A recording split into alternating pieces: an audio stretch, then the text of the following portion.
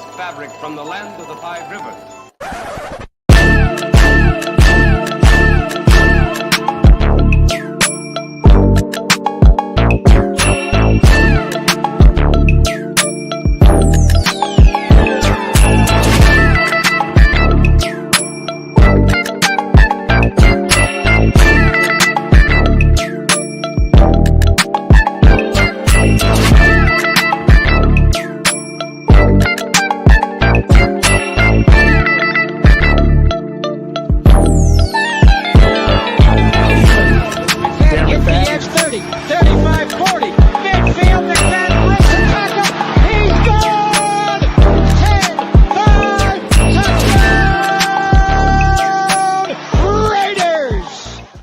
Years ago, when we came to Los Angeles, I really believed that the greatness of the Raiders would be in its future.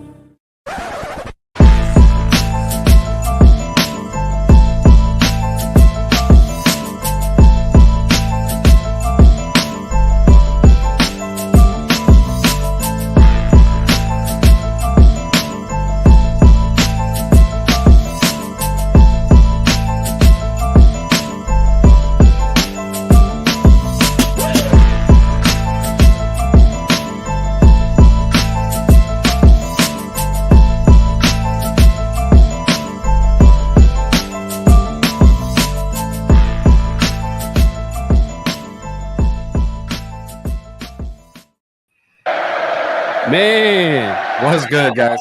We are finally live, man. Hey, I apologize, man. It was all my fault. Don't even look at Ray. It was all my fault. I just ran into some issues, technical issues. Everything just happened all at once. But we are going to improve on this, man. We keep saying it, but we're going to improve on this, man. We appreciate everybody coming through and waiting for us in the chat, man. We see y'all commenting. Oh my God, y'all! I'm going to start from the top. Wait. I know you guys got jokes. I think SVT has earned a wrench. SVT? SVT. Yeah. Hold up. Oh yeah. You know what? Yeah. You know what? I'm gonna give SVT. Yeah. SVT's earned a wrench. Shout out to you, SVT. Let me just take care of that. But let's shout out to Raider Resistance Digital Prez, man. Appreciate you coming through, man. My guy. He is actually the guy that was behind the production right there. You just seen a crazy intro. That was all him, man. I appreciate my guy. And he also has jokes. Multi-talented man here. Man. Sean Johnson in the building, man. Salute Pharoah, man. Appreciate you coming through, man. And the jokes continue. And SVT, hit that like button while we wait. Hey, man, see, this is why you deserve that wrench. My guy, SVT. Let me see if I can find you in the chat. But, man, we are excited to talk about Raider football. Raiders and 49er football, man. A joint practice happened the last few days. And, man, Raiders put on a show, and we'll get to that in a second. Got to hook up SVT. Let's make you a mod. How do I make you a mod? Make you add as a moderator. My guy, SVT. You are now an official mod on PharoahNFL channel, man. Appreciate you, my guy. Yeah, shout out to the chat. I love that you guys are keeping us accountable. Yes, sir. Yeah, man. Hey, we appreciate it. Be honest. Keep it real, man, because we trying to improve, man. But this is it was elephant in the room, man. It was kind of obvious. So we need to improve on going on time, man. But let me bless everybody with some ambience, some music. You know what I'm saying?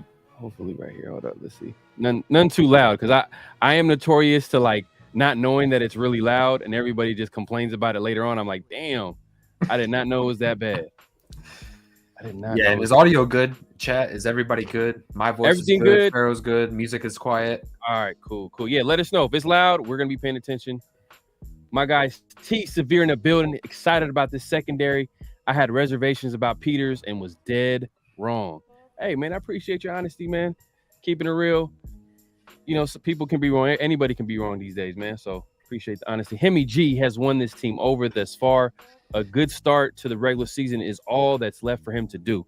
Facts. Yeah, man, I'm feeling good, man. I'm feeling good, and I was one of the naysayers when it comes to Jimmy G, but we'll talk about that in a second. My guy, My guy OT6 in the building, man. Appreciate you coming through, my brother, man. He's a constant supporter. It's day one. He's one of the day ones for sure. Let's see. He says, I'm just here so I don't get fined, man. Hey, man, we understand. We understand, man. We understand that. But man, Anthony Estrada in the building, man. Dude, keep pushing the time back. Yeah, man. See, we know y'all was gonna keep it real. Mm-hmm. Oh man. I appreciate you. I appreciate your patience, man. But yeah, we gonna get into this. Yeah, let's hop right into this. We let you guys wait long enough. Let's hop into some football. Yes, sir. Yes, sir. Let's get into it. Let's get into it. Man, so the Raiders 49ers joint practice happened on, was it Wednesday and Thursday? Yep. Yeah, Wednesday or no, Thursday and Friday. Thursday and Friday, the last couple of days, the Raiders and 49ers got together, and the starters and their starters went at it. The whole team went at it. They're doing one-on-ones. It's a great opportunity for the Raiders to get better, to see other players, different schemes, and to go against a Super Bowl contender. Let's be honest. Like, this is a team that was like, what, one game away from going to the Super Bowl? We know their roster is legit. They got defense. They can run the ball, elite coaching staff, you name it, they got it. I mean, maybe you could say something about their quarterbacks, but yeah, man. Hey, man. So let's get right into it, man. What did you think of the joint practice between the Niners? Overall takeaways is I'm ecstatic about it. I'm ecstatic really about the defense. It was nice to see that Jimmy G went out there and kind of carved up the 49ers starting defense. That was nice reports. Unfortunately, I didn't like the hit on Devontae Adams. It was a clean play, kind of bang type of play. There was nothing dirty about it, but you don't want to see your star wide receiver get hurt or guys like Max Crosby. So that was the only bad takeaway. Defensively, though, going out there and creating turnovers. Sounds like our boys had a day, man. It sounded like they were getting their hands on the football, creating turnovers. And that's been a theme that went from the Raiders offense turning the football over to the Raiders defense, committing turnovers against the 49ers offense. Now, hopefully, the Raiders can jump into this 49ers game and translate that over into a real-time game when the lights are on. So overall, I really like the work that they got to put in against the 49ers. But how about you? What was some takeaways for you? Man, just hearing that the Raiders didn't allow a touchdown yesterday. Yeah. Until a late Brock Purdy touchdown. On 11-on-11 team drills is, hey, man, I love that. And it was, the thing is, what I liked about it was the first day we kind of, we hit them in the mouth. Yeah. And obviously, I'm sure the coaching staff, they were motivated. They wanted to come back that second day, which was yesterday, Friday, joint practice. And from what I'm hearing from all these reports, it seemed like they had a nice little start, but the Raiders had them on lockdown, man. Like, they had about 6 turnovers, 6 interceptions. Yep. 2 by Robert Spillane, a guy that you don't even think we're not even looking at Robert Spillane to be a pass covering linebacker, but he had 2 interceptions. But that goes to the Raiders coaching staff.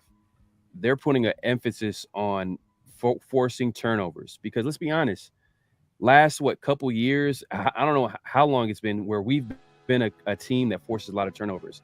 I know last year, I mean, if we can look at the stats, we can bring them up, man. How many turnovers did they force? Fumbles and interceptions, not a lot.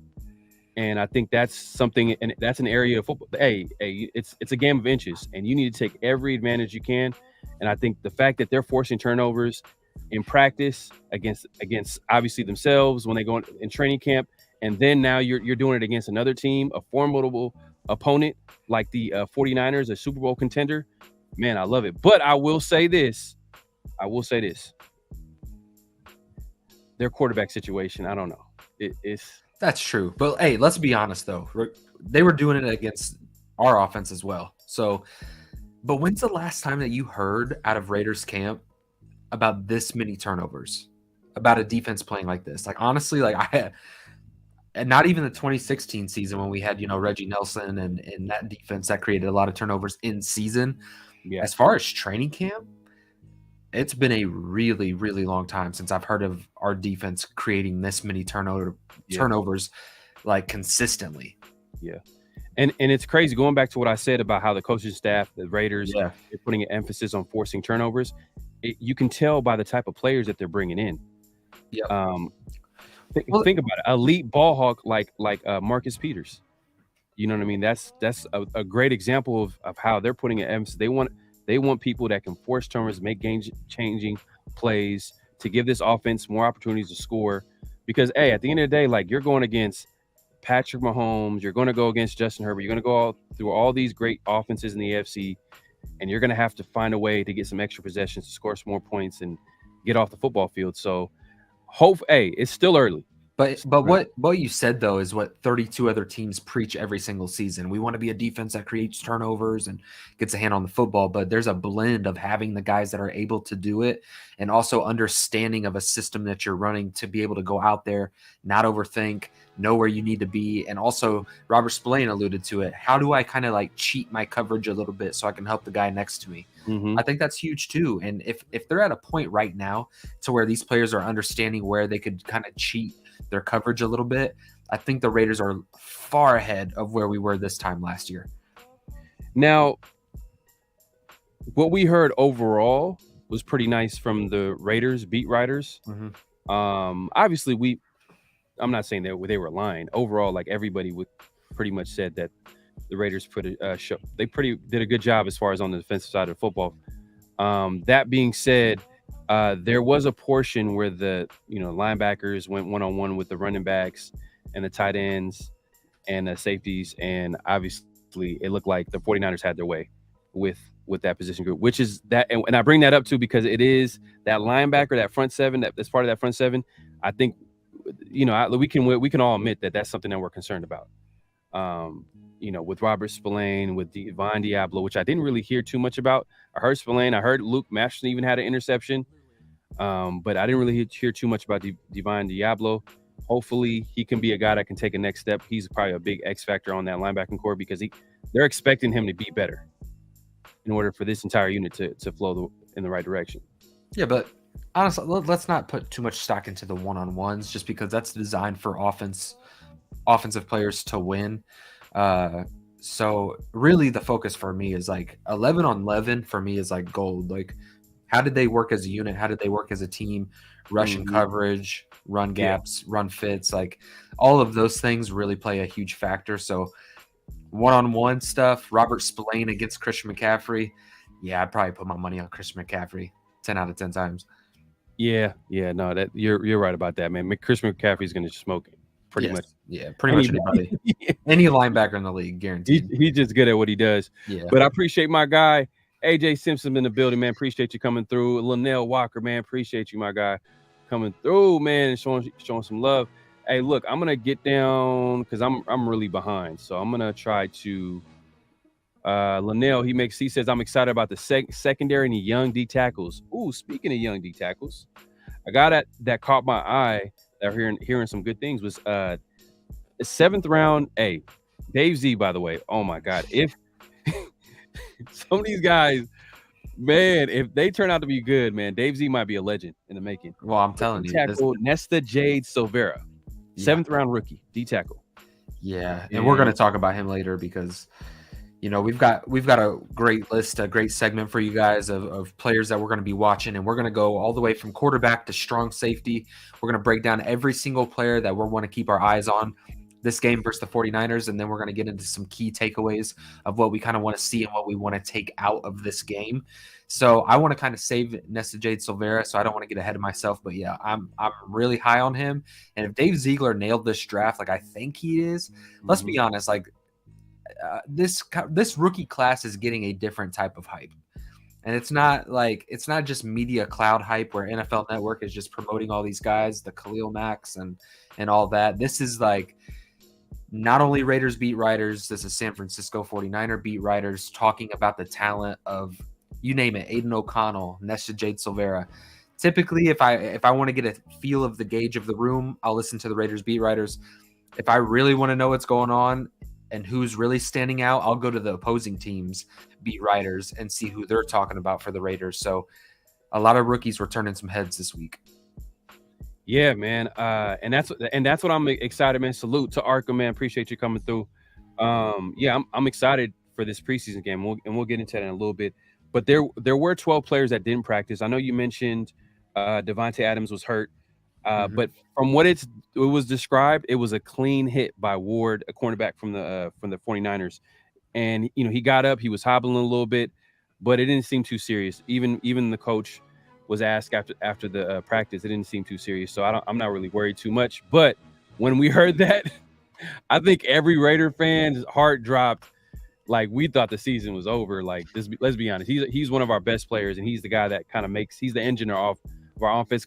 Obviously, you can probably compare him to his impact, Josh Jacobs, but losing a guy like Davante Adams, and I'm not going to put that into the universe, I'm knock on wood, but imagine if that were to happen, how would that affect the offense? It would be rough.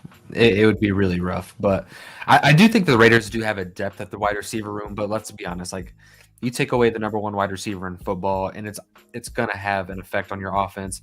And especially if Josh Jacobs were to miss time. Now, I'm not saying he's going to, but say you missed out on Davante Adams and Josh Jacobs, this offense would look a lot different. So yeah, let's just be happy, man. Davante Adams is healthy. He's going to be good to go for the opening of the regular season. I don't have to see any more from him. I really don't. Let him recover. Let him rest. And as long as he's full go week 1, that's all I'm asking for. Right. And then 12 players didn't practice yesterday, including Josh Jacobs. Obviously, he's holding out. Brenton Brown, who's hurt. Hunter Renfrow wasn't available. I don't know what's going on with him. Chris Lacey, a wide receiver. Tight end Michael Mayer, Jesper Horsted, Brandon Parker, Chandler Jones. He was there Thursday, but I don't know if it was a Veterans Day off. Tyree Wilson, obviously, he's out. Hopefully he comes back soon. Linebacker Darius Harris, who was actually cut today. Remember the linebacker that we picked up from the Chiefs like almost a week ago? He got hurt, and I guess they waived him. And the cornerbacks, David Long Jr. and Brandon Facyson also didn't practice as well because they're hurt. It's going to be tough for them to make the team. Yeah, if missing these practices. Yeah, David Long Jr. it's gonna be tough for him to make this roster. He's got to have a huge preseason. So another guy who has had a good preseason, it's been a little bit quiet on his front. A guy I was really high on when we got him in the offseason was Duke Shelley. Kind of quiet training camp, but when it came to the joint practice, he showed up and he made all the noise. He came away with interceptions. He's jawing, he's celebrating with So look, Duke Shelley is going to be a guy who I really look forward to making the roster, and I'm excited to watch him play because I do think he's going to play tomorrow, and I want to see some of this transfer over. So Duke Shelley is one of those guys that came away as a victor in these joint practices. And I'm also hearing that Marcus Peters signing is paying off big time. Not what he's doing on the football field, him as a player, but also off the football field as far as being a coach to some of these young players on the back end. Like, he's over here taking them to the side, pulling them aside. Guys like Jacorian Bennett, who we can't wait to see tomorrow. He's a guy that's soaking up all that knowledge away from a proven veteran like Marcus Peters. So you love to hear that. So that's him. If we can get Marcus Peters player and him off the field, you know how huge that is. That's like that's a great pickup in my opinion. But that's good to hear. Also, another position group that we didn't really get into last show was the wide receiver room, but I guess it was kind of like it was a given. I mean, we didn't really have to talk too much about it, but Jacoby Myers is having a great camp, and he's solidifying that number 2 spot. You got Davante Adams, him, Hunter Renfrow. I think it's really about who's going to fill out that back end of that receiving that depth room or that wide receiver room. So I think we got Davante Adams, we got Jacoby Myers, we got Hunter Renfrow, and then after that you got Trey Tucker, of course. And then who's going to fill out the other maybe one more spot? Well, do you just want to get into our players to watch list then? Yeah, we'll get into that right now. Actually, let's go get into it. Let's get into it. Because we appreciate everybody coming through. If y'all can just go ahead and hit that hit the like button. Just hit that like button, man. We really appreciate the support. And if you haven't subscribed, hit the subscribe button as well. And as you can see, Raider Ray, he's over here beside me. He has a channel as well. We switch off weekly, so the next time we go live, it's going to be on his channel. So you definitely want to subscribe to his channel. My mods, if you guys can post the links, be much appreciated. Let's go to the next topic, man. Raiders 49ers preseason preview, man. It's a preseason game. I know it's not the real deal. It's not the game. It's not a regular season game. It's not going to really count. Doesn't really matter. But it does though, because we'll be able to see the young players show out tomorrow, and we'll be able to gauge like, okay, some players. There's going to be some players that they're actually going to be contributing to the team this year. Mm-hmm. So, do you want to go straight into the players to watch? Yeah, let's start with the offensive side of the football. Okay. So obviously, let's go to the most important position. I've got it written down here. Quarterback. If you've been living under a rock, let's just be honest. Nobody's looking forward to Brian Hoyer. He might get a drive or two. Aiden O'Connell, and not to get too deep into our in other news topic, but the Raiders or the rookies around the league have kind of had a struggling week one of preseason. And I'm just kind of seeing, hey, where's Aiden O'Connell in the mix of these guys? You know, the Bryce Youngs, the Anthony Richardsons, the CJ Strouds, the Will Levises, all those quarterbacks that were taken a lot higher than Aiden O'Connell. Where does he kind of fall as far as production? And maybe how comfortable does he look in the system? I think the backup position behind Jimmy Garoppolo is crucial for this team. We all know the injury history. We don't have to dabble too far into that. But Aiden O'Connell, man, what is his demeanor? What is his poise? How does he look standing inside the pocket? Is he willing to hold on to the ball, take a hit, deliver a shot down the field? And how does his game kind of differ from Jimmy Garoppolo? Is Aiden O'Connell a guy who can make deep passes accurately down the field? Is he going to be throwing guys open? There's a lot to look forward to with Aiden O'Connell because I feel like he's kind of been a mystery. No, I agree 100%. We haven't, and the thing is too, I've heard reports where, you had a national media guy forgot his name, but he was there a week ago, and he was able to look at the team and hear what the reports were on the team, and it was pretty. He had a solid source, and he was saying that, oh, Aiden O'Connell, man, he's a guy to watch, and this, that, and the third. But then you hear some other people saying that he's had an up and down training camp, where he's looked good at times, but then also he's looked like a rookie at times too as well. So, like you said, he's one of those guys we haven't really figured out yet until we see him on the football field. So hopefully he'll be able to go out tomorrow and put on a show.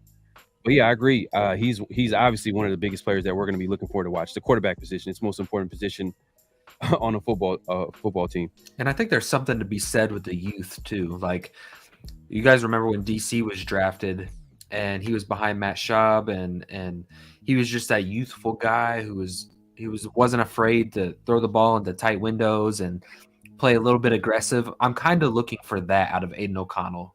A little bit of a fresh start, a guy who hasn't been broken down by the league, hasn't been taking significant injuries, and just see if he can come into the huddle with a confidence and a calm poise about him. So that's what part of the game I'm excited for Aiden O'Connell, because there's something to be said about a young, youthful quarterback who's just finding his footing in the National Football League and the kind of energy that can bring to an offense.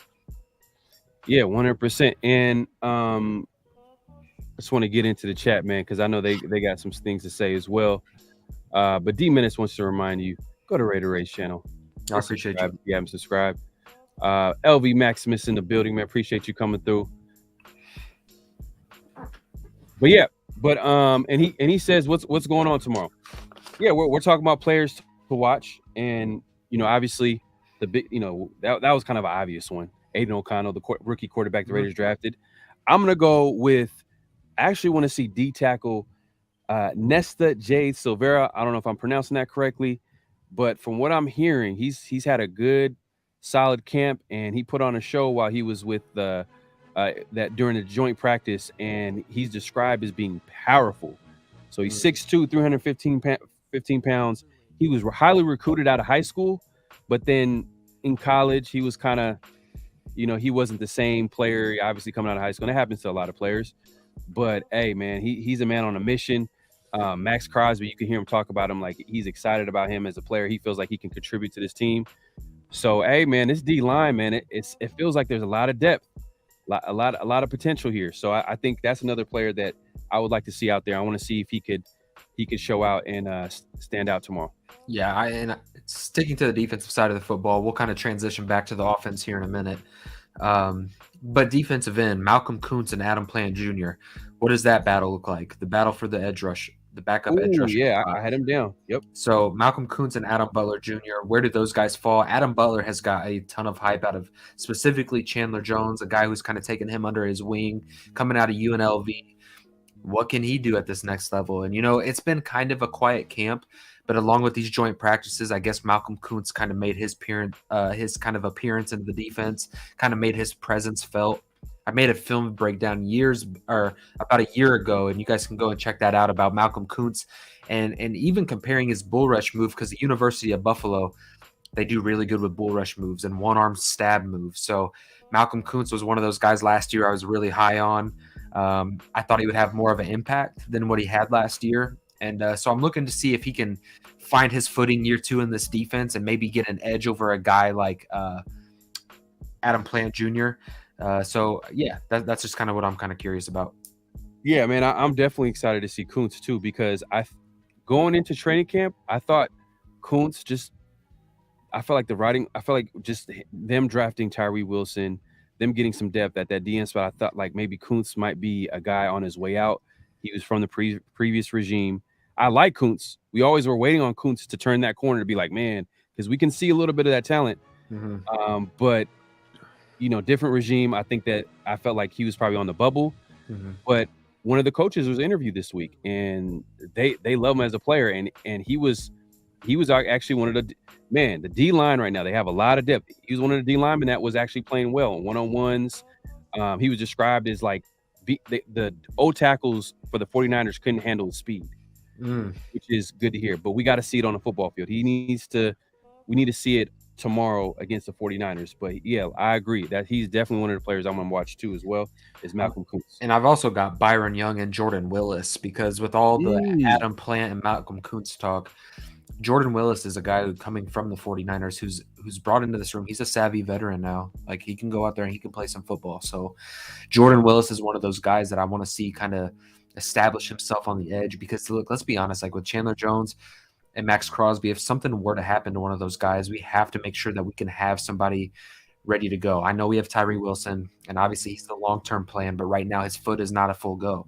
So we need to have guys behind those guys that are able to consistently get after the quarterback, maybe in different ways and in different styles, but nevertheless, the ability to get to the quarterback. So yeah, Jordan Willis, but also the linebacker room. Like, the linebacker room is still a big question mark for me. I'm still up in the air. You've got a ton of UDFA guys. You're bringing in, former Chiefs linebacker who's now injured. Like, they're still pulling guys off of the street a little bit. There's guys that aren't necessarily very, very established in that room. Divine Diablo has been up and down in his career. Is this the season that he kind of puts it together? Robert Spillane is a guy who really you can have circled as a guy who's really stepping into his role, stepping into the leadership, green dot, getting guys in place, making plays, leader of the defense, dog mentality. Everything that you want, right, out of a starting middle linebacker.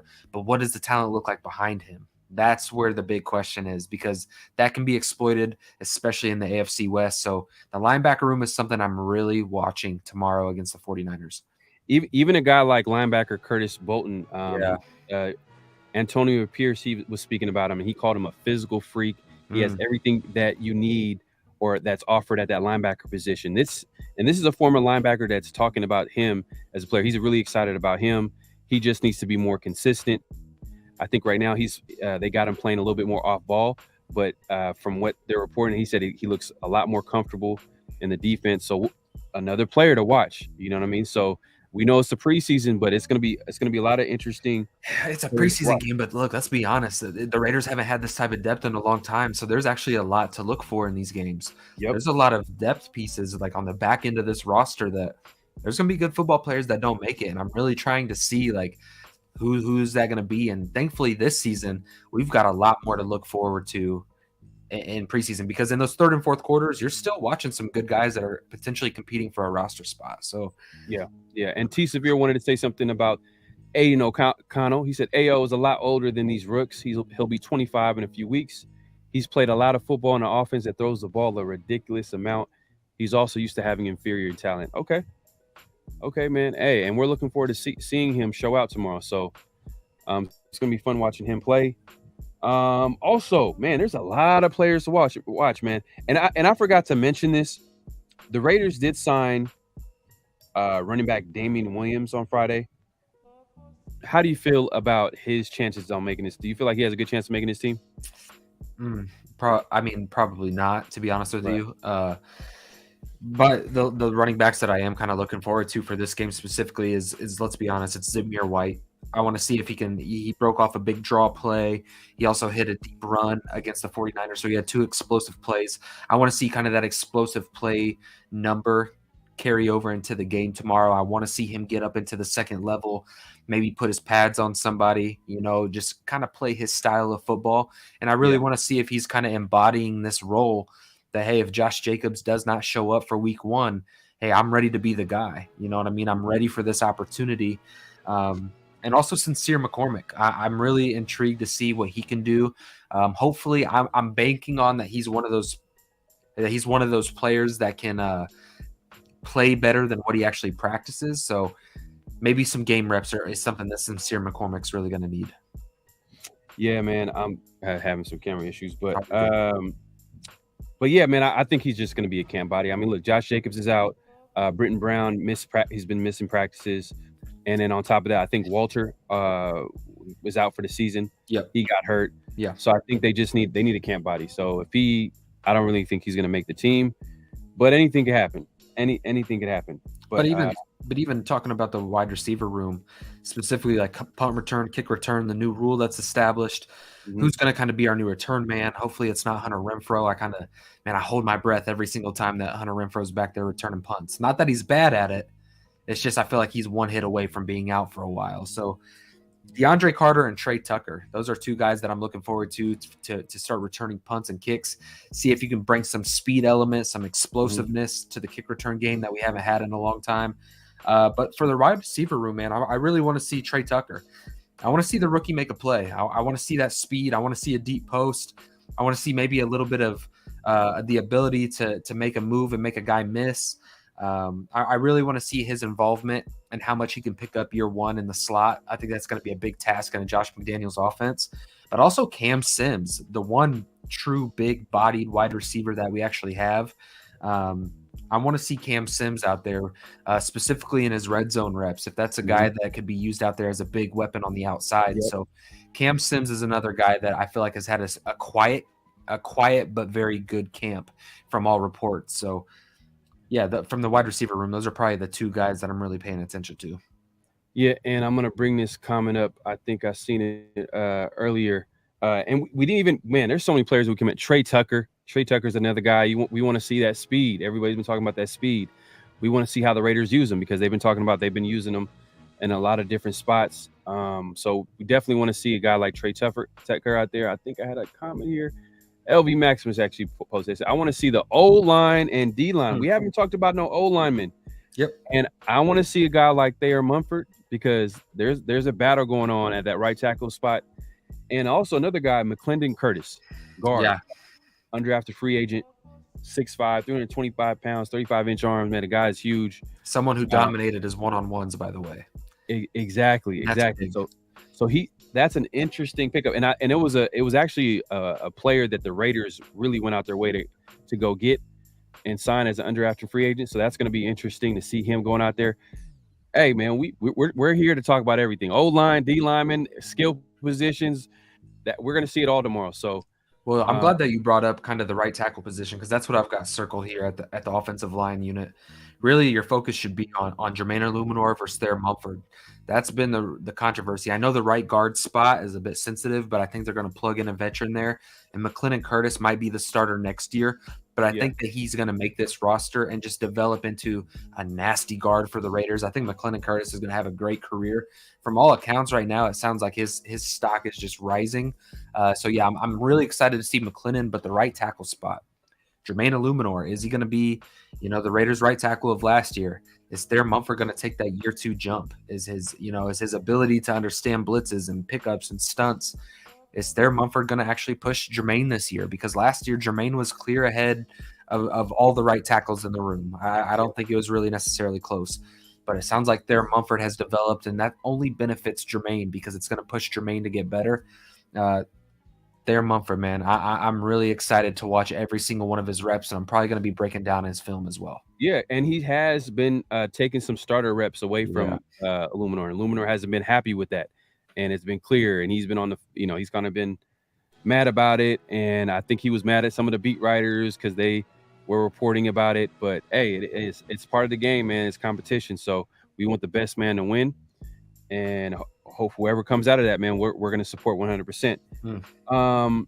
Now, another D tackle who just came back. I'm not sure if he's going to play. Neil Farrell Jr. Look, these two guys, Matthew Butler and Neil Farrell Jr., like they're not locks to make this roster. At least Matthew Butler, in my opinion. Neil Farrell, he might be that run stuffer. He has a home on this roster, I think. But look, guys like Adam Butler, Nesta Jade Silvera, like these guys are coming in here. Byron Young, these guys are coming in here to compete, and they're here to take people's jobs. They're teammates, but they're here to establish themselves on the roster. So Adam Butler has had a big camp from all accounts, and it sounds like this is a former Patriot defensive tackle. He really knows this system. He understands what he needs to be doing. So guys like Matthew Butler and I would say Neil Farrell Jr. has the edge over a guy like Matthew Butler. Yeah. So really all eyes are on Matthew Butler. Like he has to have a huge preseason, I think. No, he actually was one of the D linemen. They were doing well with one-on-ones. He was showing out well. But Matthew Butler, I haven't really heard too much. I really haven't heard too much. Super quiet on his front. Yeah, I haven't really heard anybody talk about him like that. But we'll see. Tomorrow is going to be another test for all the players that's on the roster. So we'll see how that takes out. But Up for Review says, look, man, the team showed in one-on-one drills they match up skill-wise. So the matchup to watch is coaching battle and schemes on both sides, because the players showed it's not a big skill gap. Well, I don't know if we could say that on a preseason game. They're not going to be game planning like that. So I think maybe regular season for sure. Yeah, we could talk about how coaches, could match up, but I don't know, preseason game, I think they go in with a vanilla offense, vanilla defense. They're just trying to see players execute. And I think you're going to see a lot of what you've seen last season. A lot of screens. Oh yeah. A lot of checkdowns. Yeah. It's nothing too crazy. Nothing too crazy, man. But let me get into the chat, man. I see y'all, man. Can't leave y'all out the conversation, man. Oh, this is actually a good comment right here. LV Max heard Van Ron is mean and nasty like Richie Igna. Hey, that's another position battle right there. Right guard. And it's between him and Alex Bars, and I hope Van Roten. Is it Van Roten? Van Roten. I hope he wins, because Alex Bars is not a guy I want to see start week in and week out, man. Because Pat, like you mentioned before in the past, that his pass protection is not really that good. It's not good at all. But as a run blocker, he's pretty good. But Van Roten is definitely a guy to see if it's a guy to watch tomorrow as well. And he's been sneaky quiet for me as well. Like the reports are out there and the hype behind him is out there. But even when we signed him, like I wasn't necessarily circling him as a guy like, oh yeah, this is going to be the Raiders' right guard. I was still looking at all those other names. So Van Roten has just kind of weaseled his way into the starting lineup, and he's done it with an attitude and a sense of passion and aggressiveness that we really value and covet here in the Raiders organization when it comes to guard play. If Thayer Munford is to beat out Jermaine Illuminor, and let's just say this, if Thayer Munford comes in as a 7th round draft pick and wins that starting right tackle spot, Dave Z's stock as far as drafting is continuing to just rise. The more and more that I'm seeing these draft picks develop, the more and more I'm getting confidence that is the guy that is in place, and he probably should be here. Say what you want about Josh McDaniels. If Josh McDaniels fails as a head coach, I think Dave Z has earned his spot to stick around and be the one that's hiring the next head coach if it were to fail. Oh man, don't put that on the universe. Look, here's the thing. Give Josh a chance, man. I am, and I'm not the one that comes and just dogs on Josh McDaniels all the time. Yeah. I'll be completely honest with you. This team has a far different energy this year than what it did last year. Completely different. And you have to give Josh McDaniels props, because Josh McDaniels needed to improve in a lot of areas, specifically personal relationships with the players and coaching staff and how he runs things. Yeah. Even how he's speaking lately on the mic, and there's just a sense of comfortability that he's gotten, not in a complacent situation, but more of so as like, all right, like I'm starting to figure out how to do this. And Mm-hmm. it seems like it's kind of wearing off on the coach or the players, and the players are really buying into Josh McDaniels as a coach. A lot of them, I'm talking about interviews away from like, the post-practice interviews, and you get some reporters that are pulling some players to the side. A lot of these guys are all in with Josh McDaniels, and especially like, the Jacoby Myerses of the world, Brian Hoyers, who have talked about their time with Josh McDaniels, Jimmy G. You need those guys in the locker room to kind of send the message to the other guys who don't have that experience as, hey, Josh McDaniels knows what he's doing. If we buy in, we're probably going to be okay. I mean, yeah, we have to give him a chance. I'm going to give him a chance. I have no choice, though. Yeah. I really don't have no choice. I mean, I have my doubts, but because there were certain situations, we all know what went wrong last year.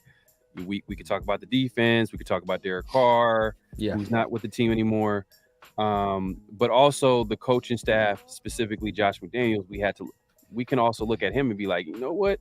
There's a few games where we're up big, and why wasn't Josh Jacobs getting handed the football? Why were we doing too cute of plays on third down? You know what I mean? It was just certain things where we could look at, but hey, at the end of the day, like I said, he's going to coach out this year.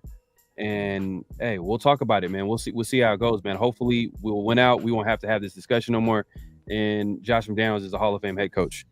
But AJ Simpson, appreciate you coming through, man. He says this is a good comment, and he points out some really something real positive. The great news is our D-line and defense is playing. This is good, and Tyree hasn't seen a snap yet. Look at that. That key part of that, Tyree hasn't seen a snap yet, and we're hearing all the good things about this defense in training camp. So that's a really good sign. So imagine adding a guy like Tyree in the fold to that D-line rotation, man. That's crazy, man. And just to take a quick timeout break for Pharaoh to hit the ding, make sure everybody who hasn't, man, make sure everybody that's in the building hits that like button and shoots this video up the algorithm. It helps bring more Raider fans to the show. Go out there and share it. Let other people know Pharaoh and Ray are live. Makes your interaction, my interaction, that much better. So go ahead and do us a favor, man. Subscribe to the channels, run up the likes, and share this with every other Raider fan. Yeah, man, we appreciate the support. But yeah, man, we're really excited about tomorrow's game. Let's get into the chat right now. Let's see. We got Raider Ray in the building. He says Trey Tucker is definitely a guy. He also mentions O'Connell. Alfredo says Trey Tucker learning from Tay, Renfro, and Myers. Sheesh. Well, you know what? Or I think you meant, you said Myers, wide receiver Myers. That's a guy that's been missing, which we haven't really talked about too much. And we didn't mention it when we were talking about rookie injuries because we didn't think it was a big deal. But Michael Mayer's kind of been missing. Yeah. So hopefully he comes back soon. That's the tight end that we drafted in the second round this year. So hopefully he comes back soon. I don't think he's going to play tomorrow. I hope, man, I really hope. I hope he does. But if he wasn't out there yesterday or the day before, they might be holding him out this first preseason game. But man, I really hope Michael Mayer suits up this Sunday because he's a guy who I'm really looking forward to. Because this tight end room, it's all new, all of them. You know what I mean? Outside of Jesper Horsted and there's another one, Jesper Horsted and Jacob Hollister. That's who it was. It's all new. So, what does it look like with Austin Hooper in there? What does these guys look like in the red zone? What does it look like when it comes to run blocking? So, yeah, that tight end room, that's a big question mark as well. And D-Mag says leadership is high on the facts. Leadership is definitely honestly led by Devontae Adams and Max Crosby's. And even though he's not with the team, I believe he's a good leader in that locker room. Josh Jacobs. So, yeah, definitely. And then now you add the Marcus Peters in the building. I definitely agree with that comment right here. This is the first time where I feel like the Raiders, in recent years, we've always tried to go out there and get that right blend of youth and veteran talent at those key positions. But I would honestly say, like, specifically, really as a whole team, I feel like this is like the best veteran to youth blend of talent that I've seen us have in a while. Now, that doesn't mean that's going to necessarily translate over to wins. But as far as guys established at key positions and along the defensive line, you've got the 2 veterans on the bookend, Robert Spillane, you've got Marcus Peters, you've got Marcus Epps, and second-year Trayvon Merrick. Like, you've got Nate Hobbs, who's played a lot of ball. Mhm. And then you look at the offensive line. Some of those younger guys are plugged into veterans who have been doing it 10-plus years. Van Roten has been going on in year 10 or 12, something like that. He's in the double digits. So when you look at this entire team, there's a feeling that you can kind of take away in the offseason and in training camp. And it just feels like this is like the best blend of veteran and youth that I've seen in a really long time. Yeah, man, I'm definitely excited. And, not to change the subject, man, but SVT has some good information right now. And we're going to talk about this just to change the subject real quick. He said, you guys saw Russell Wilson struggling. Week 1 is a dub. Yeah, man, I seen him playing into the second quarter, so which is not good. Usually that first preseason game, you don't really see the starters play that long. And you can even hear the commentators talk about it. Russell Wilson is on the football field, and he's going against second and third string, backup Cardinal defensive players. So, and it didn't look too good. Hey, listen, this is the second offense he's learned in 2 years, so that's not easy. So the fact that he's getting snaps into the second quarter is telling me there's a lot of learning that needs to be taking place, and there's a lot of reps that he has to get in this offense if he's going to want to be ready week 1. I think week 1 against the Raiders, the Denver Broncos should probably be a little bit nervous. Yeah, no, definitely, and I'm glad you kind of played devil's advocate there. Yeah, Russ, that is true. He is coming into a new offense, but man, playing in the second quarter, and did you see what's the receiver that keeps dropping the ball over there with the Denver Broncos? Oh, that guy, the no name, Jerry Jeudy. Jerry Jeudy, man, that dude's hands is terrible, bro. He did follow up with the touchdown, so. He did against some backup players or whatever. It is what it is. But definitely we don't want to take them too lightly at the end of the day. Like, we do not want to take them too lightly. I think the Raiders coaching staff is going to hopefully they're going to do a good job of having the players focus and not really look into Russell Wilson playing in a preseason game. I mean, it is, like you just said, he's learning a new offense. So we'll see, man. We'll see how that goes with Denver, man. There on one side of me is Sean Payton is the offensive genius. Another side of me is it over for Russell Wilson? Is he past his prime? Do they need to get another QB? Is it Stidham time? No, Stidham didn't look good. Stidham didn't look good either. No. Hey, man, all that sounds is good. It sounds good for the Raiders this year, man. Yeah. Up for review comes back and he says, then how can you praise and grade these inner scrimmages and talk about how they dominant look? Come on, players show they match up with NFC Championship caliber team. JMD needs to win 4 of 6. No. What I'm saying is, yeah, we could definitely look at. Obviously, it's early. It's super early, but hey, it starts in practice. At the end of the day, like, if you're doing things in practice, you're building habits, good habits, winning habits. We can definitely judge that. But as far as coaching, you can't really judge that in the preseason, can you? I mean, they're not really doing anything to game plan. I mean, that's what I'm saying. You got to wait till the regular season to actually judge them. And I understand. I understand the urgency. They have to win 4 out of 6. I get you 100%. But in my opinion, I think it's just a matter of waiting till the regular season. Then we can actually evaluate the coaching staff. We can evaluate Patrick Graham. Is this defense looking good? Because I'm gonna be honest with you, if the Raiders don't win this year, I think JMD still gets another year, and I think that the guy that's going to take all the blame is going to be Patrick Graham, especially if the defense is not where it's at. But if the defense plays well, who would you think the scapegoat is going to be? Well, if the defense plays well, there's not going to be a scapegoat. There's not going to be a scapegoat, right? No, the Josh McDaniels will be back. Patrick Graham will be back, especially if the defense can start generating turnovers. So yeah, it might be a season where you're not getting as much wins as what you may thought, but you see steady improvement. I don't look. Let's say this: if the Raiders can make an improvement as far as having these huge leads at halftime or having these big time wins and not letting those scores up, if you can make an improvement on that of losses not looking like that anymore, and not blowing so many leads, yeah, this regime is going to be around for quite a while. So If that improves as far as defensively, not allowing teams to just put 20 points back up on the board in a single half, then yeah, there's not going to be a scapegoat, and this coaching staff will be back again, which I think is important for the Raiders. So I'm hoping that the defensive coordinator works out. I'm hoping that Josh McDaniels works out, because if we can have year 3 of this coaching staff, and then the roster, and then another draft, and you start stockpiling experience and talent, all it does is bode well for this Raiders organization, and we're doing something that we haven't done in a long time. But the thing is, though, is that, like, if the defense is playing well, right? Yeah. And then the offense is obviously handling their side of the football. Yeah. When you say that would equal wins? It would. It does, but not necessarily. So I'm trying to figure out how to say this. Like, the defense could improve and you still lose games. You know what I mean?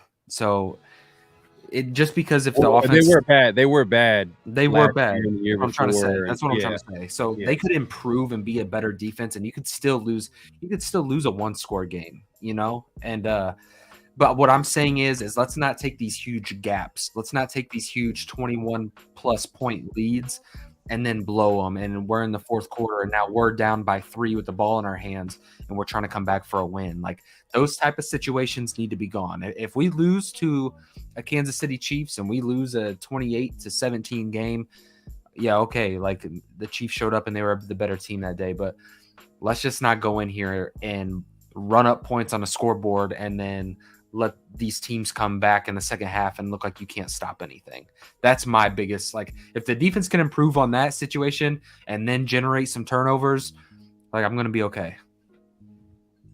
Nick 209 says, tight end Michael Mayer. I don't think so. Because he's been missing the last few practices. He missed the joint practice. He's been missing practice prior to that. So I'm not sure if he plays this game. Hopefully he comes back soon, because he's definitely a player we want to watch him. I mean, he's the guy that we got in the second round who were really, if it was true, Dave Ziegler was willing to trade up in the first round to get him. So we definitely want to see a player of his talent play, but I'm not sure if he plays tomorrow. Mayer plays versus Rams. Hey, yeah, that could happen. I hope so. And yeah, that's actually happening next Wednesday and Thursday. The Raiders will be going to the Rams to do a joint practice, which is kind of rare. Usually teams only have 1, but the Raiders have 2. So I never really I don't know if you remember that. Have you remembered the Raiders having 2 joint practices? I mean, with 2 different teams. I think so. I think I do remember that. I can't obviously off the top of my head tell you who, but yeah, I do think that they have done that before. But look, 2 preseason games in 6 days with 2 teams you're having joint practices against, like, that's a lot of work. So let's just hope that we come out of this. Big takeaway, guys. Let's come out of this preseason game healthy. You know what I mean? If some of those guys like Jermaine Illuminor and Thayer Mumford get out there, if Spillane gets reps, regardless, name pretty much whoever, Duke Shelley, right? Let's stay healthy. Let's keep this team as healthy as possible. Yep. Linnell Walker brings up another player. Epps has strong leadership. Yep. I mean, for what we're hearing, he's pretty much one of the guys on that back end that's kind of taking the lead, especially taking my guy Trayvon Moore under his wing, and they've built a lot of chemistry back there. So yeah, man, that another signing that looks like it's paying off, but it's still early. We still got to see some games. Last year, I had really high. And I said this before. I had high expectations. This year, I'm kind of like wait and see. You know, I like what I'm hearing, but I'm kind of like, all right, let me see it on the football field. I want to see it happen on the football field, and I think tomorrow is probably going to be our first chance to see that. And I think like last year, I think the players bought into that hype as well. I think that was part of the detriment too, because they were excited. They were just as excited as we were, but I don't know if they necessarily knew who they were. And I don't think they really knew who they were either when they actually got hit in the mouth or somebody started to come back. So this year, I feel like the identity of this team is far different. You know what I mean? They're starting to figure out who they are, or at least who they want to be, specifically defensively. They want to be a team that gets after the quarterback and creates turnovers. So when you simplify the game down to those 2 metrics, good things can tend to happen if you can execute. And let's get back to our last topic here, right here. So game takeaways. I know you Okay. you have something to tell the Raider Nation. Yeah, so I've got 3 Mhm. offensive and 3 defensive takeaways. Let's Okay. start with the defensive side of the football. Man, Okay. I want to see this defense take the turnovers that they generated in practice. I want to see that translate over into the games. Yep. Like that's a must. You've bought into this identity. You've changed the culture. You've changed the energy of this defense. Let's translate that over when the lights come on. It could be week 1 of preseason. I don't care. Let's take the small victories. Hey, many battles ultimately win a war. If the war is creating an identity, if the war is creating an identity change for the defense, let's win these small battles. Let's go out there against the 49ers and get a turnover or 2. Me personally, I'd like to see 2 interceptions. I would like to see multiple. I think they come in bunches. So 1, let's see the turnovers translate into the game. 2, linebacker room. What are these guys like in open space? What are these guys like covering? Are they going to be the weak point of the season? Really, they've bolstered up that defensive line. I feel like the secondary might be a huge strength for the Raiders this year. But where does that linebacker room lie? I'm curious to see where these young guys stand as far as their development. And going back to the defensive back room, cornerbacks, is this the strength of the Raiders defense? I'm really curious to see these depth guys. You know what I mean? Duke Shelley, Sam Webb, Amik Robertson, a guy who is probably going to get a lot of snaps, and especially in the 3rd and 4th quarter. What does Amik play like? Is David Long a go? Bryce Cosby. So defensively, man, I want to see is the cornerback room a strength of the Raiders defense? Is the linebacker room able to go out there and make plays, stay consistent, be disciplined? Are they a weak point? And first and foremost, let's go out there and create turnovers. Okay. I like what Ray's saying, man, and I want to hear from the chat as well. You know, what are you guys looking forward to tomorrow's game? And even AJ Sims, do you guys think Amik Robertson makes the roster? So it's him and Tyler Hall, and Amik's been making plays out there. Yeah, he's been making plays. He's kind of answers the bell as far as he knows that his roster spot is in jeopardy because he's fighting for that backup nickel spot. Because I think Nate Hobbs is going to be he's going to be the guy that's going to hold down that nickel spot, and I think Jacorian Bennett. Yeah. It might take the other side. You know what I mean? It looks like he's probably in the lead to start on the other side of the Marcus Peters. We know Marcus Peters got that spot locked up. So it's really about the depth spots behind them. And I think Tyler Hall and Amik Robinson are going to be the 2 guys that are going to be battling it out. And I think Amik might have the edge, right? Yeah, and I think Amik is one of those guys, and I'll speak for me personally. Yeah. Amik was one of those guys that I kind of wrote off when they started getting all this talent and all this hype was coming in. I was like, he's not that I wrote him off, but it's like he's really going to have to earn a roster spot. And that's still evident today. But Amik is one of those guys, he's a prove-it player, and you got to love that about him. Like, regardless of how much you try to write him off, he always shows up and he starts making plays and he keeps his name in the mix. And that's something that you like. So, yeah, Amik Robertson's definitely not guaranteed to make this roster, but I don't necessarily think he is just – I think that there's other guys like David Long Jr., Bryce Cosby, guys on the back end of the roster like that might not make the roster. Yeah. So let's close it out. We just started this thing and we want to continue it, and it's called In Other News. And let me put up the banner for that too right here. I should have a sound effect. Hold on. And before we hop into it, hold on. The offensive takeaways too that I want to see. Oh, yeah. Go ahead. Yeah. I want to see the running back room depth. I want to see what it is behind Zamir White. Zamir White is obviously the number 2 back in this offense. What does it look like with some Sincere McCormick getting reps? You know what I mean? Is Amir Abdullah still only the receiving option? Brandon Bolden, is that a guy who could probably be a roster cut? I know it's a Patriot guy, but hey, if a Sincere McCormick really emerges, do they go with youth? McClendon Curtis, is he the future at the guard position? Now, you're not going to get this answer solely in week 1 of the 49ers game, but over the longevity of this preseason, these next 3 games, can McClendon Curtis put enough tape out there to solidify, hey, this might be a guy that we stash on the 53-man roster, and heading into next year, maybe he walks into that starting spot and really earns a role for himself. And third, is Mumford ready to take a year 2 jump? I'm really curious to see if Mumford is ready to go out there and kind of push Jermaine Illuminor in a way that Jermaine hasn't been pushed here in quite some time. So those are my 3 takeaways for the offense, running back room, and really the offensive line. Okay. And kind of, you mentioned some of the players that we talked about earlier. So I definitely agree with you. And let me get to the next topic, which is in other news. Yep. And I keep forgetting, man. I got to make a sound effect for this, man. To let everybody know, this is a whole different topic that we're going to get into. But this is just news that's happening around the NFL that might have something to do with the Raiders, that might not. But we just talked about it because we're Raider fans, football fans at the end of the day. So, and I'm sure you guys are too. And what happened this week, we kind of found out that Henry Ruggs will be sentenced to 3 to 10 years in prison for a fatal DUI crash. We all know what happened.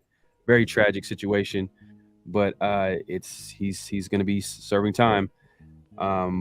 And pretty much, I also want to get into it. I don't want to focus on it too much, but we just want to bring that up because it did happen. And hopefully, prayers out go to the family, man. That's a tough situation. I'm not gonna lie, like it's tough to talk about. But that being said, rookie QBs. How did you think they fared this weekend? It was a rough start, right? Yeah, you got a CJ Stroud out there. And here's a problem. Like, Houston has an offensive line issue, and it feels like every time they go out there and get a quarterback, they have a terrible offensive line to protect them. So it just kind of seems like it's been a common trend. It looked like CJ had no time to stand in the pocket and go through his reads. He took a sack and then comes back the next play, throws a pick. Anthony Richardson at times was up and down. I think it was his second pass of the night, sailed over him a little bit, some pressure in his face, and he kind of sailed his pass. Got an interception on that one, but he actually came back he was dropping some dimes. I'm not going to lie. He should have had a touchdown to Alec Pierce. He dropped it in the end zone, but put the ball exactly where it needed to be. So I think he flashed. He's 21 years old, and you kind of know what you were getting with Anthony Richardson. He's obviously not a finished product. He probably needs a lot more talent around him. And then I'm going to be honest, I didn't get to watch Bryce Young, so I can't really critique Bryce. Maybe you can probably explain that a little bit better than I could. He didn't look too bad. I don't think anybody kind of stood out too much, but going back to what Anthony Richardson, you kind of seen the accuracy issues come up because there were some easy throws where he kind of missed. He was throwing high, he was throwing a little bit off, and I think that pass that he threw to basically, he threw an interception. The pass that you're talking about that got away from him, it literally got away from him. Like it was an inaccurate pass. He was trying to throw it to the sideline, but it ended up going to another defender. But man, I think, at the end of the day, like you said, it's a process. It's still early. They're like developmental. Like, come on, like a guy like you're going to a franchise like the Colts right now. Like they're rebuild mode. There's not a lot of talent around the Colts right now. Houston Texans, you probably could say the same thing. I know they got some hope with getting a rookie QB, but it's gonna be a long road for them. There's still teams that were drafted in the top 5 for a reason. Yeah, it's because those rosters aren't loaded with a ton of talent. So it's gonna be probably a rough rookie year for a lot of these guys. But this is why I feel like Aiden O'Connell's in a very unique situation. Because Aiden O'Connell, the keys aren't being handed to him year one, right? He gets to sit back behind a Jimmy G. He gets to learn this offense, kind of walk into that role. He has a different type of confidence going into this preseason game because he's not the guy. He's not the franchise guy. So I feel like he could go in there with a calm poise about him, take what he's learned, see it, process it in live action on the field. And I'm really curious to see if he can't come out with a decent performance. You know what I mean? If he could sit up there with 68% completion percentage, maybe throw a touchdown, I think it would be a big day and a big learning moment for Aiden O'Connell. Yeah. And the thing is too, it's going to be a good opportunity for him because he's going to be playing pretty much. I would want him to play the entire game. I mean, maybe throwing garbage just for a little bit, but I don't want to see Brian Hoyer out there. In my opinion, I'll continue to say it. I hope to see 3/4 of Aiden O'Connell. I really do. Because like I said, if you can add that up over the course of the next 3 preseason games, that's 9 quarters. That means that's 2 full games that he has of experience. So that's huge for a guy like Aiden O'Connell coming into a system like this where there's so much to learn. Mm-hmm. And hopefully they can get out there and get his mind going a little bit. And I think he should get majority of the reps this preseason. Mm-hmm. I agree. AJ Simpson in the building. He says, I was someone who didn't believe in Amik last year, and now once again I'm wondering if he makes the roster, not because of lack of talent on his end, but because we have so much more depth that deep. You know what's going to work to his advantage? These injuries. Yeah. David Long Jr. The longer he's out, the harder it's going to be for him to make this roster. Same thing with you got, I think, Brandon Facyson. You know, they didn't sign big deals, like 1-year deals, so they can easily get out those contracts. So you got to think about that. And hey, man, if he's the better player, if he's playing better than Tyler Hall, then you keep a guy like Amik Robertson. Like, how do you feel about like Sam Webb? You think Sam Webb has a shot? Oh man, I feel like he's a good he's that developmental player. You know what I mean? Like practice squad. Yeah, probably. Probably a practice. You think you might have to protect him? You might have to protect a guy like Sam Webb. You think so? Yeah, probably. I mean, last year he was an undrafted rookie, right? He was an undrafted rookie, so. But I think that he has those traits that you're kind of looking for. Okay. Let's see. Hitstick says, I can't wait to see AOC play. He probably played the whole second half. Yeah, man. We hope it's the first half too. We hope it's the first half. Hefe KC, man. Hey, man. We got a Chiefs fan in here, man. He just won't leave us alone, man. Nah, but appreciate you coming through, man. He's always supporting. Rafael, hey, man, appreciate you, my guy, coming through. Oh, Facyson signed for 2 years. Did he really? Yeah, he signed for 2 years. Yeah. Now that I think about it, can they still get out of it? I got to look at that contract. Let me see if I'm going to look that up. I'm sure. I mean, I don't think it's a lot of guaranteed money, though. Be severe. Yeah, I think also Raider Chaos has a good question. He says, how many corners will we keep on the roster? I'm tired of all the roster spots going to running backs. Yeah, that's why it's huge to see somebody, emerge out of that room. Me personally, I like Brandon Bolden as a guy, but he doesn't really bring much value for me to the running back room specifically. And with the talent rising on this roster, that might be a guy that you might want to move on for. So, Sincere McCormick, hopefully he can kind of step up into that role. But yeah, I was counting up the DBs, and it's like, man, is there a possibility that 7 or 8 defensive backs make the roster?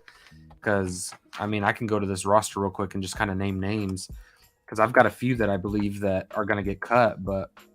And that D-line, too. And that D-line is going to be. So when I go to the depth chart here, yeah, we can do that. So I was going to show the Brandon Facyon's contract real quick. Okay. Oh my God, why am I pressing the wrong button here? Boom. Boom. Share screen. Yeah, you could just boom. All right, do you see it? Boom. All right. Yep, I see it. All right, so base salary right here for Brandon Facyson is $1 million. You want to zoom in just a little bit? Do you see it? Yeah, just zoom in just a little bit. Is that better? Yeah, that's better. All right, cool. So let's see how much. Come on, man. Raiders can easily cut him. Oh yeah, that's easy. If they feel like a player is way better, like come on, they can easily get out this contract. This is nothing. This is chump change to NFL franchise. And look, that 2024. Look, man, that's nothing. Yeah, no, I'm not worried about that. Facyson will be able to be moved on from, but he's a good player though, to be honest, and they like him, obviously. But I was curious too, because it's like, I think we're going to see a lot more zone coverage this year in the Raiders defense. Now, I'm not going to say that they're moving to a zone heavy scheme, but I think you're going to see a lot more zone coverage. Because think about it, like Brandon Facyson was really a cover 3 Gus Bradley guy. Yeah. Rookie year in the slot, Nate Hobbs was a cover 3 Gus Bradley guy who thrived. Marcus Peters has played a lot of zone in his career. Mm-hmm. So there's a lot of guys here. Oh, yeah. Okay, perfect. There you go. So, yeah, I was looking at the cornerback room. Okay. How do I zoom in on this? It's wherever you're showing it, you have the control. I mean,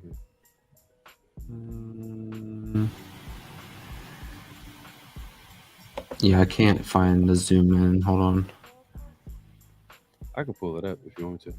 Yeah, I mean, if you want, if you can't read it at all, I'll just read it out real quick though. The CB room consists of Nate Hobbs, Marcus Peters, Jacorian Bennett. Those three are locks, obviously.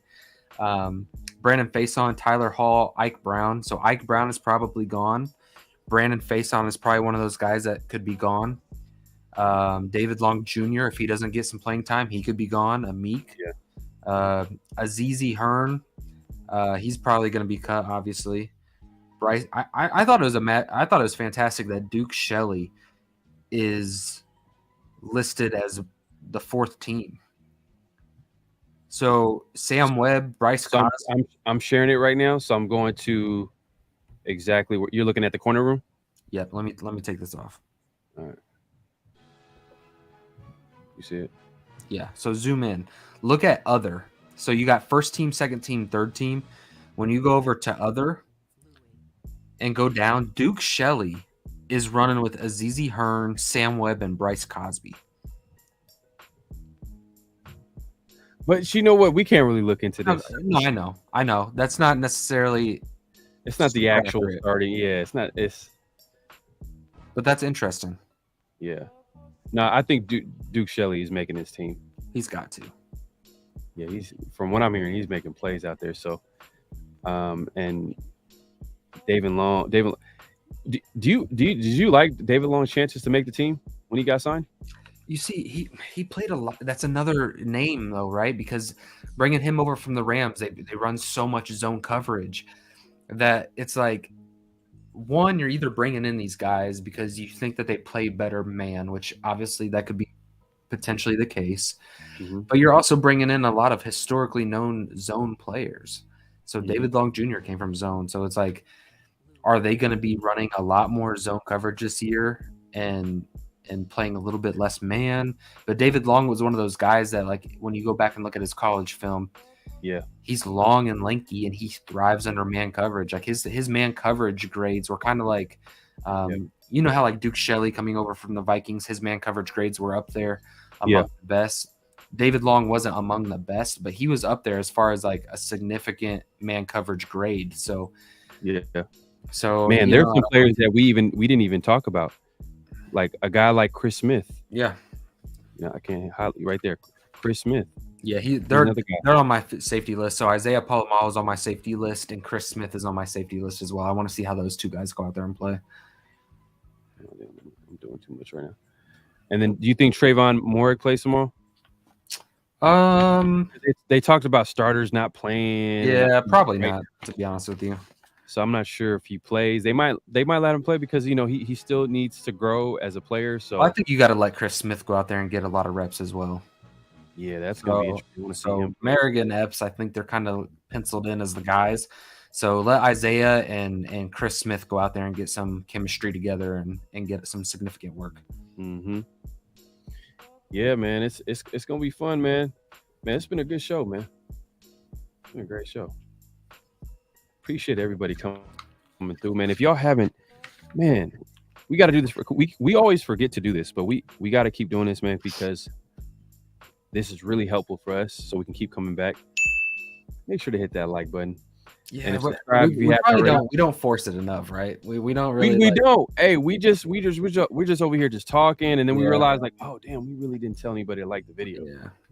But yeah, man, if y'all can, we very appreciate it if you could just hit that like button so we can keep coming back with more content. Because that algorithm is very real. And T Severe has a comment over here. I think we'll run a lot of more trap coverage this year with ball hawks like Peters and Amik. Okay. You now on the Marcus Peters bandwagon, I see. No, he's right though. They are going to run a lot more traps. You know, you're going to show zone, but it's going to be man bail. Like you're going to be able to do so much. Specifically, I think this is what Patrick Graham wanted to do last year, but I don't think he had the talent. So you come in with, you know, the Marcus Peters, the Nate Hobbs, Jacorian. You kind of hope going into a draft you hit on a player like Jacorian, so you can kind of have the flexibility to do multiple things. So yeah. So and then Duke Shelley, the entire depth of the room. Obviously, they had to throw talent in there, but yeah, you're right. Trap coverages. It's going to be a different looking defense this year for sure. T Severe. I agree, man. Hey, it has been a great show. My guys over here, man. Linnell, great show. Appreciate Appreciate you, Yep. Jesse. Great show, guys, man. I appreciate it, man. We're gonna keep coming back with more stuff. It's that time of the year, man. It's Raider football. It's football time. Man, Raider game tomorrow. At what time? What time is it gonna be on tomorrow? Is it gonna be? I know you're in the East Coast. It's 4 Eastern Standard Time, so it should be 1 o'clock for you. 1 p.m. So it's gonna be nice. Man, be ready, man, to watch some Raider football. It is the first preseason game. Not a lot of starters are gonna be playing, but still, it's a lot of players that we've talked about during this show that you should be looking forward to watch that could possibly contribute this year to the Raiders. We appreciate everybody coming through. And T. Severe, he has one last comment. He says, we can't run cornerback. Hey, man, this T. Severe is football, all football 24/7. He says, we can't run cornerback corpse of Dorfs. I don't think. Dang, bro. Dang, dude. He says, I don't think Duke, Amik, and Hall all make it, to be honest. Yeah, you do need to. You can't just. Hey, historically, though, T. Severe, like even running in New York, like Patrick Graham has been one of those coordinators that does keep smaller corners around. So I don't necessarily. There's some things to that. I don't know necessarily what, but historically, he's had some smaller defensive backs. Obviously, you get mixed in with some of those bigger body guys, Faison, Sam Webbs, Marcus Peters, some of those taller, longer guys. But Severe though, like what happens if Duke, Amik, and Hall, let's hypothetically speaking, all three of them are balling out, but Webb, Long, and Faison are trash. Like they're just not getting it done. You're still gonna, just because of size, you're still gonna, cut a good corner that's probably smaller, more of what you. That's a tough decision, bro. Hashtag protect the Dwarfs. Yeah, man. But hey, we appreciate everybody coming through. Man, any last thoughts, man, for tomorrow? Nah, man. Let's go out there. Let's find a way. Win, lose, or draw.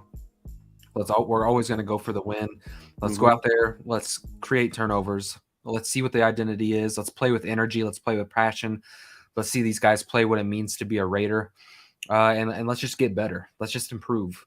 Let's improve from preseason game 1 to preseason game 2.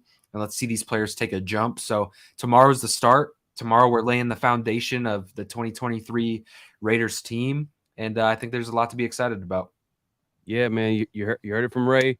Hey, great show. We appreciate everybody coming through. Hit that like button on the way out, man. And hey, man, I can't wait for the game tomorrow. And the next time we go live, it's gonna be on Raider Ray's channel. So be on the lookout for that on Tuesday. Make sure to hit the notification bell. But on that note, man, hey, man, see y'all. Peace. Great Pharaoh. The gift of Troy is a fabulous fabric from the land of the 5 rivers.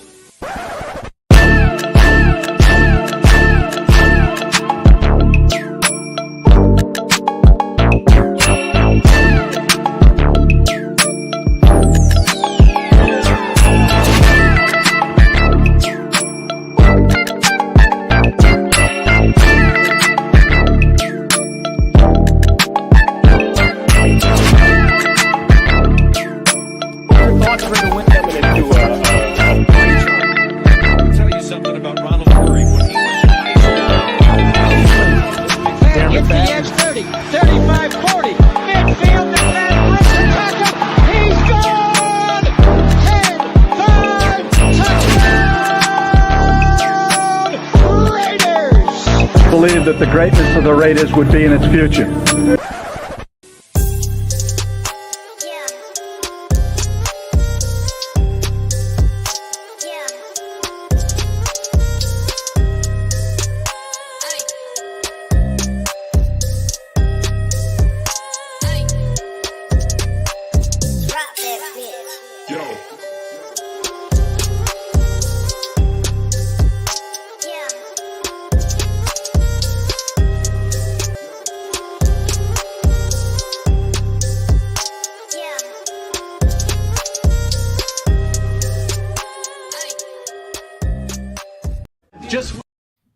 Just win, baby.